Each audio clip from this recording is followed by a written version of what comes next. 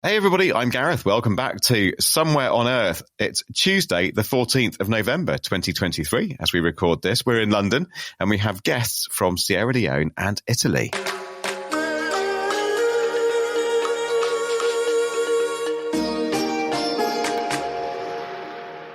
And with us today for some friendship and company is investigative technology journalist Peter Guest. I'm just very grateful for your company, Peter. This is lovely. So what have you been working on in your realm of investigative technology journalism? Well, it's mid-November, isn't it? So Christmas comes earlier every year, but that also means Black Friday comes earlier every year. So what I've been looking at with a few colleagues is the new e-commerce apps that you'll see a lot on adverts on social media, on the sides of buses, those kind of big platforms like Shein or Temu or TikTok Shop, which offer you those too good to be true deals on electronics or fashion or sports gear and so on. And I guess what we're trying to figure out is asking the question, how is it they can sell you a smartwatch for less than 20 quid? I've been asking, how is it they can sell me a smartwatch for 20 quid or the equivalent of $30 if we're talking internationally there, Peter. Yeah. And I do wonder. And okay, are you getting any answers then? Is there any subterfuge going on in that? Or do they just take the hit at this time of year and then they recoup it at other times? I mean, the answer is always the boring words, supply chains. I mean, what it means looking at is this huge industry of manufacturers in China who are trying to squeeze the absolute most they can out of, ultra tight production lines and figuring out exactly the keywords that will sell you things. But then the really honest answer is the companies are spending a ton of money. They're spending money on advertising. They're spending money on selling you this stuff. And you have to really be willing to lose money on each purchase in the hope that you'll go back in the future and pay more next time. All right. That's an insight. I bet you've managed to pick up a few good deals during that research into that article as well. But that'll be your Christmas present. Thanks. Looking forward to it already. The hint obviously worked there. Brilliant. Peter, thanks for that. Let's get going. Let's get into the podcast. And here's what's coming up on this week's Bumper Bargain Basement Show. But we're not cheap in any way, I promise you. All right, now today we're looking at just a single issue, but it's a massive one. An ambitious international project to connect all schools to the internet by 2030. Which is great until you think about what that actually means. Like before you even connect these schools, you need to know where they are, as if there's some kind of convenient international register that gives you the location, the contact details, the name of the head teacher and everything relating to each of these schools. So what are you going to do? Look at their website? But then the whole problem is that the schools are offline in the first place. And then what about the connectivity itself?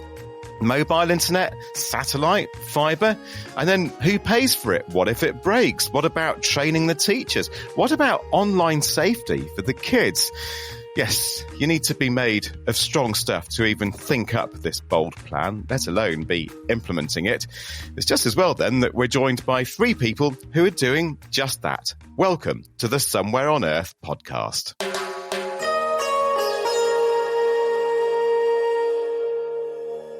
Right, so this big international project is called Giga, and its co-founder and co-lead is Chris Fabian, who joins me now. Chris Fabian, good to have you on Somewhere on Earth. So just give us the elevator pitch here. What is Giga? Well, Gareth, thanks so much. It's a pleasure to be here and talking about such an important issue as connecting every young person in the world to information and choice. Giga is a project that we started about 4 years ago that aims to connect every school in the world to the internet. And really what that means is making sure that every community and every young person is connected to all of the things that we maybe take for granted in our day-to-day lives. The ability to look for a university to go to have skills that allow them to be employed, to provide for their family, and to have options in life that really give them that sense of dignity and opportunity that comes so easily when you're connected. But if you think about when you check in at a hotel and the first thing you ask is like, what's the Wi-Fi code? You can immediately imagine how fast that sense of freedom disappears when you're not connected at all. Right. So it's to get all schools, and so we mean globally, all schools in the world online by 2030. Well, when Giga started, it was a very simple statement. We said we were going to get every school in the world online, all schools. But then we realized nobody knew how many schools there were in the world. And that made it a bit harder. So we started off by mapping schools because you have to figure out how many there are and where they are. And we think there's something between 5 and 7 million. We've mapped about 2.5 million schools now, Gareth, and we still aren't sure, but it's going to be something in that range that we have to connect. So we're getting an idea of the scale of the project, and that whole mapping issue, that's a whole story in itself, which we will get to because I'm fascinated by that. Just a few quick name checks before we move on to our next guest. So this involves UNICEF and the International Telecommunications Union, the ITU. Are they the main bodies driving this? That's correct. I mean, these are the two UN agencies that started the project, and now we work with partners around the world, including now 30 governments, to drive this work forward. All right. Now, speaking of governments, I'm very glad to say we have a government minister in our midst. With us from Freetown in Sierra Leone is Salima Monorma Ba, who's Minister of ICT with the government of Sierra Leone. Welcome along to Somewhere on Earth.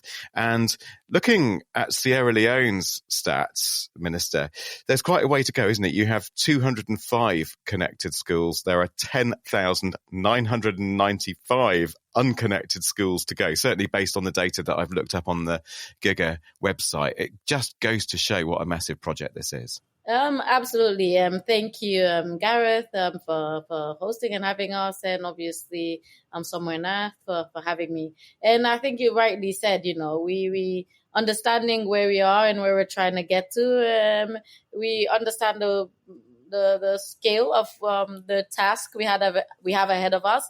But I think that's why when Chris mentioned mapping was such a vital thing for us in order to understand where the schools are and also kind of understand what the connectivity status of those are. So I think since the start, I think it's been we've been on this journey now for the past 4 years or so.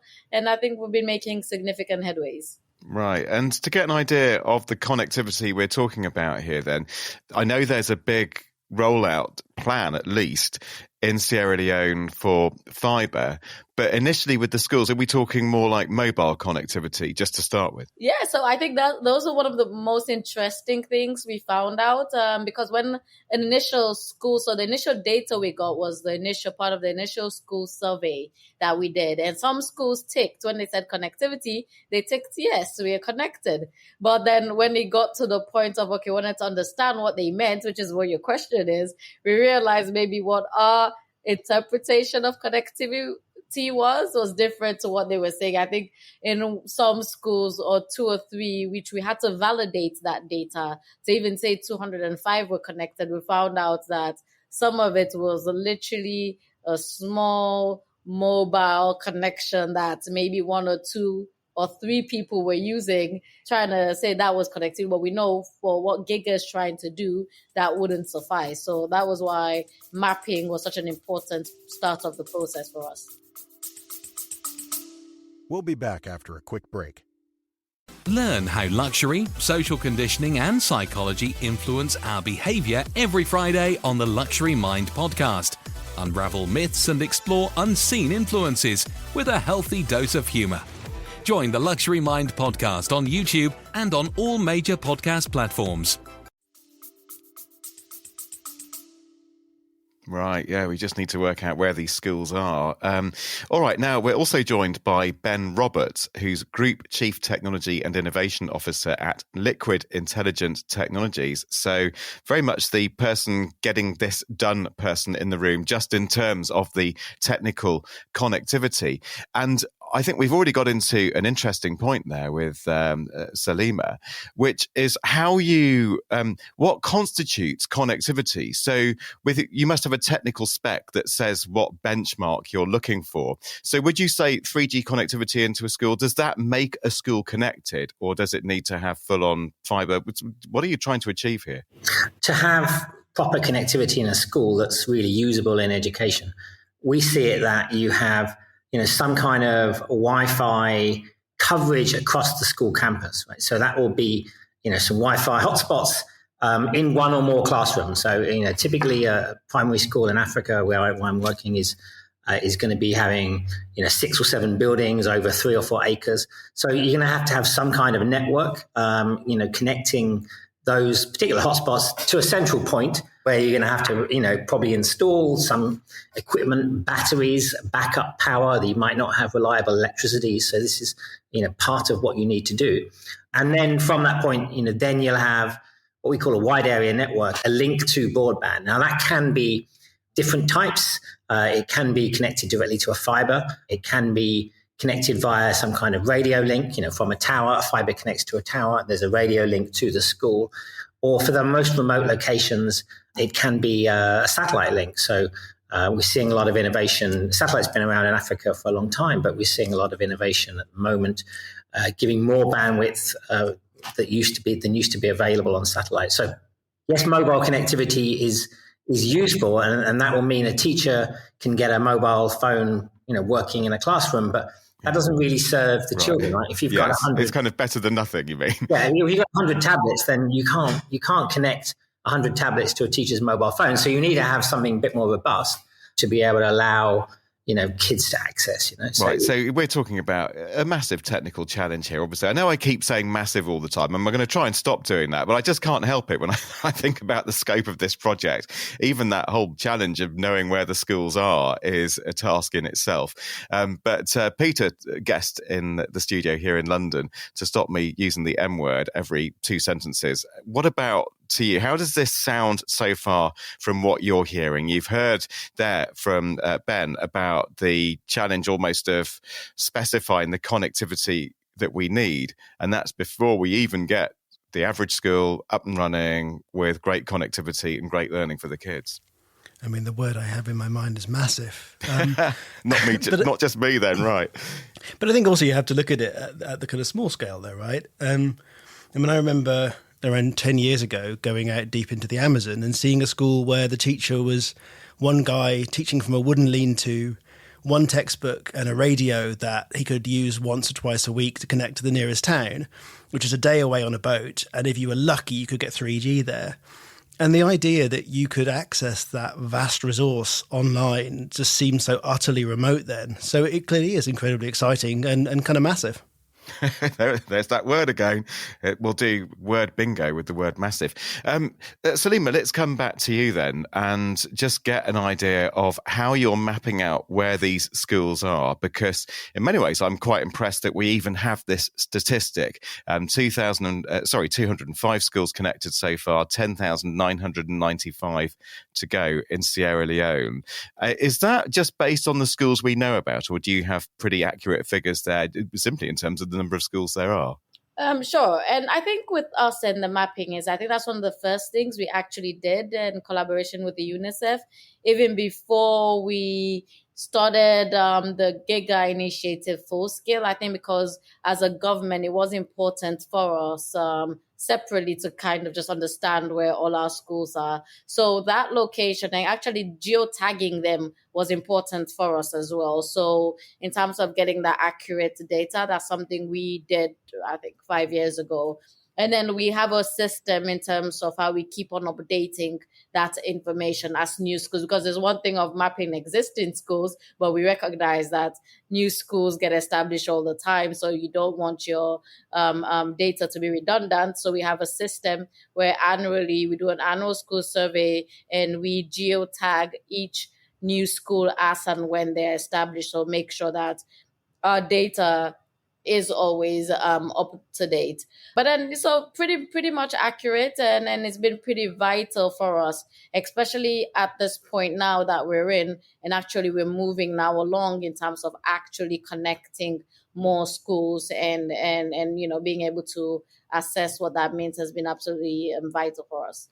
Yeah, sure. So, Chris, let's just talk briefly about that mapping, because there's so much to get into here. But that is an interesting story. It brings together, for instance, machine learning with satellite images to go ahead and locate schools. So just talk us through a little bit more about this. It's an open source mapping initiative, a project in its own sense called Project Connect. Tell me a bit more about that. That's exactly it. So, Gareth, if listeners go to projectconnect.world, they can see the maps that we're talking about in real time. They can go explore Sierra Leone or Brazil. And interestingly, Giga started in the Amazon region in Brazil. We'll talk a little bit more about that later, but we wanted to start creating a map of the schools in the Amazon region. Many of them are disconnected, but a few had been connected by satellites. And when we began this project, we realized that, again, as I said, nobody really knows where all the schools are in the world or even how many there are. We've built our own open source machine learning that works off of high resolution satellite imagery. So we're talking 20, 30 centimeter, 90% cloudless. And we can now identify a school with about 99% accuracy after we do a little bit of training in a country, because schools in different countries look sort of different. And we can do that at national scale. So this means that a Ministry of Education will often give us a CSV file or an Excel file, and they'll say this is where all our schools are. And we'll run that against our machine learning, and we'll find sometimes a huge disparity between what is being told to us and what actually exists. In Colombia, for example, we mapped the schools. We found 5,000 schools out of 40,000, so more than 10% of the schools, that didn't exist at the national registrar. So the school existed, somebody knew it was there, but it was only after we were able to do the machine learning extraction from the satellite imagery that we were able to say exactly where they were. And that's why you have these huge budget disparities sometimes between a regional and a national government. So this kind of work is really, really important as a basis for any kind of financing, any kind of procurement that we do at a national level. And it just hasn't been done before for this type of building. Right. So Peter Guest here in London, that's unprecedented what we're hearing there, just this effort to map schools, often based on satellite imagery and some machine learning that gets very good at, I guess, knowing the difference between a playground and a car park or whatever the model needs to do. Yeah, absolutely. I mean, it's a fascinating application of these technologies that we're hearing so much about elsewhere. I mean, I guess my question would be, what is a school? I think I'm thinking in the context in which a lot of these educational establishments will be. Some of them will be village schools, some of them will be formal schools. How do you know what is a school? Which is a key question, isn't it? Minister Salima Monulma Ba, Minister of ICT of the government of Sierra Leone. You're talking to us, by the way, from your office, which I assume is in downtown Freetown. So we may hear some traffic noise and the odd siren here or there, which adds just to the sense of location. It's great. But that whole point then, what to you is a school? Yeah. I think for the government, in terms of what qualifies as a recognized education center or hub, we have two sets. We have government and private institutions, but both equally have to be registered and have education's license to come under the formal sector. But we also recognize that in the regional areas, there might be facilities that are set up that are not necessarily don't come under the formal sector. But then I think in terms of a large scale, we kind of see how we have an oversight over some of them as well. All right. So, Ben, let's just say we get to the point now where you're looking at that map and increasingly it's got all the pinpricks that say, these are all the schools. There's your shopping list. This is what your work looks like. Now you have to connect them. So how does that happen? Well, first we do a bit of analysis from the map. So we've been working around mapping. We're working with UNICEF on the mapping side, but then we've got some clever people who, know exactly where our networks are, where our fiber is, where the towers that we connect are. So we kind of do analysis to see how far schools are from the fiber, how far they are from a communications tower. And then we work out, what's going to be the best way to connect them. So, when we're doing projects at scale, we'll get a long list from the government, from UNICEF or whoever's organizing the project. And we say, okay, we sort them out. And then we kind of work out the costing. But often you'll find then when you start doing surveys, it might be a bit more complicated than it first seems. All sorts of challenges can come up, but that's the method we use. So it's a case of optimizing the cost, really. A basic formula, if it's less than a kilometer from a fiber, we'll connect it directly to a fiber. If it's up to 20 kilometers, we'll use some kind of radio. And anything getting really far from a fiber node is going to be using a satellite solution. Right. So, Chris, who is actually doing all this? It's not as if you can just mobilize some incredible international crack squad to go out and do this. So how does it happen on the ground? Well, so we've mobilized this international crack squad of people who are doing this. So Giga is a team of about 30 people. We've, over the last few years, 3 years, connected 6,000 schools. So that's about 3 million young people. And Ben and Liquid have connected another 5,000 schools. It's another 2 million young kids. So something is happening, and it's only because we've been able to mobilize incredible talent from around the world to do this work. But we can't do it ourselves. So what we do is really follow a 3-part process. The first is by mapping, as we talked about, making a picture clear of where need is. That gives us demand aggregation. It gives us a sense at a national level of where these spots are that companies can come in and work. The second is by financing. So we help to arrange financing for governments that can come from loans from various big development banks. It can come from internal money from tax revenue, and we help stack that up. This project, by the way, Gareth, will cost around $400 billion to complete. So it's fairly large money that we're talking about. And the last thing we do is we help with procurement. So that means helping governments do the contracting, do the bidding, do the analysis of bids so that they can make sure that the technology that they're buying actually fits their needs for the types of schools that they're looking at. And all of that connects back to the map and feeds into the real-time information that we're connecting so that governments can actually see that their public money is being spent and see it happen in real time. So that's really it. I mean, it sounds very simple to describe, but simple things to talk about are sometimes very difficult to do. No, sure. But can I assume then there is some kind of scale? And it doesn't sound as if you're just going to one single supplier to get all the Wi-Fi routers or whatever. Mind you, that would be a heck of a contract if you were. But the point being, this will include buying a lot of kit and a lot of services at scale over quite a short amount of time between now and 2030. So are we getting some economies of scale there? Yeah, we feel the clock ticking. So as I said, we've connected about 6,000 schools, now 3 million kids. In the next 18 months, we're on track to do another 20,000 schools. So we've gone from 6 in the last year to 20 this next year. That's another 10 million kids. And we plan to kind of 10x it in the next 18 months after that. The way that we do that is by working through our government partners. UNICEF and ITU work directly with the national governments. People like Minister Salima in every country that we're in. And they're the ones doing national scale procurements. So Brazil this year is about to procure connectivity for about 21,000 schools in the country. And we're supporting with that type of procurement. And that's how we get to scale. It's for sure not us doing it by ourselves, but it's helping where countries are seeing the need to do this at a national scale for every school in the country. Because otherwise they know that a huge swath of their population will be left behind. All right. Now, I feel as if at this point we need a bit of some of that healthy Peter Guest journalistic skepticism. You're hearing some incredible figures here, Peter. You're hearing some massive ambition and a very laudable project that I'm sure comes from the right place in these people's hearts. But what do you see as the main issues as you've gathered them so far? That's that word massive again. I mean, I know you bring me on to bring the mood down, but I guess the question, a worry I'd have is that, there are so many existing digital divides that we see around the world, where there's gaps in access, gaps in the skills people need to access the future via technology. And those get wider with each generation. The gap between someone who in 2023 has grown up with broadband and access to the internet and all that comes with that, and someone who hasn't is huge, right? And I look at this and I think this is wonderful. This is the thing that could close those divides, give young people access to those tools early. But I also see the huge numbers involved and the potential for, first of all, the imbalance in those numbers to add to that divide in places that can get it and places that can't get it, and the fragility that comes with relying on internet access in places where infrastructure can leave something to be desired. It can get turned off, it can get disrupted. And the idea that this all hangs by that thread slightly frightens me.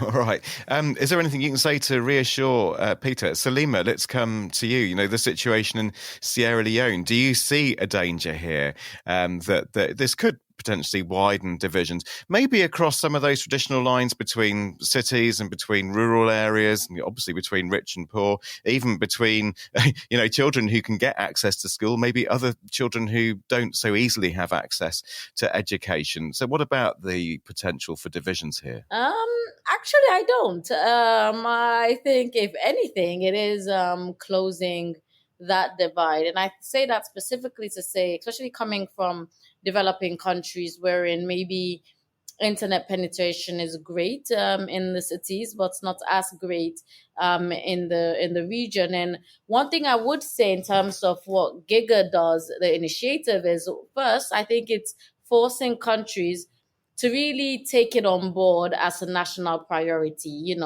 with all competing interests going on and all government challenges.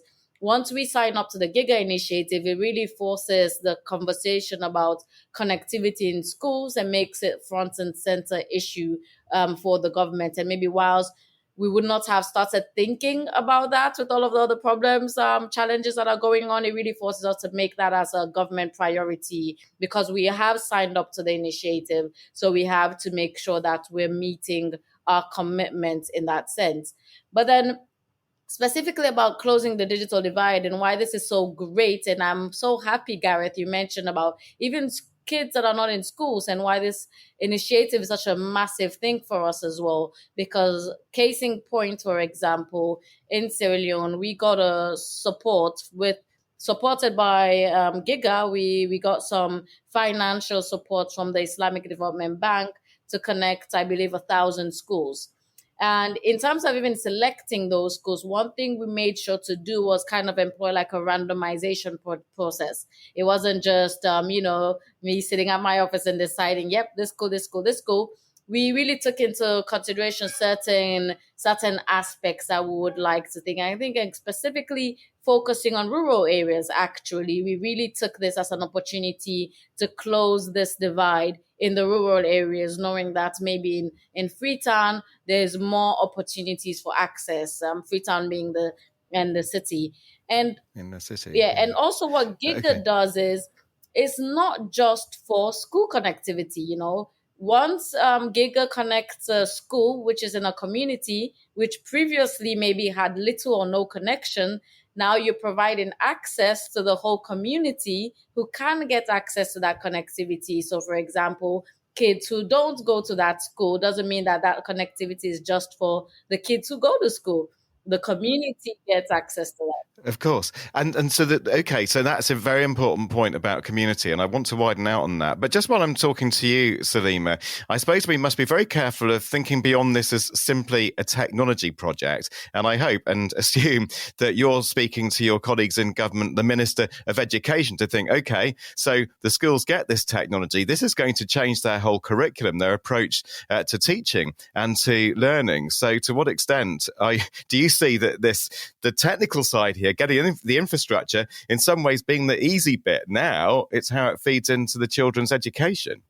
No, you're absolutely right. And I think one of the things we've done in order to be able to counter that is just not a technological project, but it's a finance project, and it's an absolutely education project. So we have this steering committee where the Ministry of Education sits and all other relevant players. And the conversation with the Education Ministry is to say, we, as the ICT Ministry, we provide the infrastructure and the technology. On the other hand, they have to look at the curriculum and see how they make that to see how that fits in. They also have to look at devices, because in order to use the connectivity, you need devices. So this project is a component of a wider plan in terms of how we transform the way we provide education to young people. And transforming learning and education. Right. So, Ben, the technology, it goes wrong. You can't just put all this stuff into the schools and walk away and assume it's all going to work, can you? No, you cannot. And I think that's a big piece of the role of the service provider is actually, keeping it always on, right? So one thing we've experienced, teachers initially, when we started connecting schools, if it broke down, that they weren't even reporting that it had gone down, and then maybe there's an expectation. I think they have a lot of projects that are put there and not maintained, and we have been sort of educating them that as a service provider we do give a service agreement, right? So you call us and we'll fix it. We found it very, just to get the teachers into a WhatsApp group, they found that much more accessible than calling up our call center or sending an email, which is normally people do, but by having them in the WhatsApp group, they're very much more there and responsive. We can get back to them straight away, and then they can see the activity is going on. I also want to pick on this point about access, which the devices is a big piece of having teachers get access to the broadband and the kids get access to the broadband. And I grew up in the era of the ZX Spectrum and the BBC Micro, having a computer when I was very young. And I think it's quite important that, as well as the connectivity, kids in school get access to this. So we are sort of partnering with device companies, a British company like Raspberry Pi as well, bringing that into schools, but bringing in other partnerships. As a service provider, we want to make sure that the schools use it, right? So we fulfill our obligation to UNICEF or the government to provide their connectivity, but we really want to work closely with the schools to make sure no student is left behind. All right. Now, I'm very aware of time here, and I know you guys need to go off to something. So, the word community came up there, and I know that's one big part of this project. And for instance, having a school that has good internet connection within a village, for instance, can become a hub and a catalyst for local businesses and other community outcomes. So, not that I'm skipping over that, but just, Chris, while we have you, I want to make the most of you and just ask you this very important point about online safety, because millions of children are going to end up with internet access they didn't have before. What's going on in this project to think about and to safeguard children's internet safety and online safety? Yeah, it's one of the biggest issues that we think about in terms of risks. The internet is really a terrible place. If the internet was a physical building, I would never let my kid into it. And the issues of child sexual exploitation material, of bullying, these are really serious issues that we know that when you're bringing people online who haven't been online before, you need to offer a lot of safeguards. One of the things we do is work with partnerships like the End Violence Partnership, which has an initiative called Safe Online, to make sure that there is both government policy for safe internet connectivity, but also so that the contracts that we advise governments on, remember I said we do 3 things and one of them is contracting, that the contracts that we advise governments on have child safety material, sort of child safety mechanisms built into them so that ISPs can be accountable, so that ISPs know what these dangers are, and so we reduce risks there. Now, the internet is a dangerous place everywhere in the world, and we know that, but we're trying really hard to make sure that when we bring new communities on, that we at least get ahead of some of those. But it's a really tough issue, Gareth, and it's not one that's being fixed in the well-connected world or in the disconnected world as fast as it should be. Lovely, thank you. So final few words from you, Peter Guest. And by the way, dear listener and everybody, we will talk much more about this project. It's got years to run and we'll keep an eye on this. So this is not everything we're going to say or can say on this. But Peter Guest, just for now, finish us off here then. What are your kind of closing thoughts? I guess as a closing thought, opening up this conversation alone is just so important. And I guess something I think about is that we're talking about, Colombia, Brazil, Sierra Leone, but this connectivity gap is something that's also happening in financially wealthier societies, right? It's happening right here. So within miles of this lovely studio in central London, we saw it with COVID when schools closed, and the difference between getting education and not was whether you had data and devices, and that was quite stark. And I guess I'd say as the child of a teacher, I can't really fault the idea that this conversation's happening at, let's call it massive scale. Right. Lesson learned. Okay. Peter, thank you very much indeed. So that's Peter Guest, our regular presenter's friend and journalist with me here on Somewhere on Earth. Big thanks to our guest today as well, Chris Fabian, co-founder and co-lead at UNICEF's Giga project, the big one that we've just been talking about, the massive one. And also Salima Monoma Ba, who's Minister of ICT at the government of Sierra Leone. She's based in Freetown. And of course, we've also heard from Ben Roberts, Group Chief Technology and Innovation Officer at Liquid Intelligent Technologies. Finally, let's give you a few more names. I love finishing on the credits. There's a load of people behind this podcast, we don't just throw it together in a bedroom. The sound editor is Keziah Wenham Kenyon. Audio this week has been by Callum Swingler. Thanks also to the team here at Lanson's Team Farner. And our production manager is Liz Tui. Our editor is Anya Literovich. And of course, as we all know, the most important person in the room is you, dear listener. We want to hear from you. Email us. I'm not just saying hello at somewhereonearth.co. That's hello@somewhereonearth.co is our email. On WhatsApp, we are international code 44 7486 329 484. So that's 7486 329 484. And we are on Facebook and Twitter. So search for us on, Somewhere on Earth podcast, or SOEP should get you there. All right. We need to be out of here. I'm Gareth Mitchell saying a big thanks for listening. We'll be back next time. Be good, take care, and bye-bye.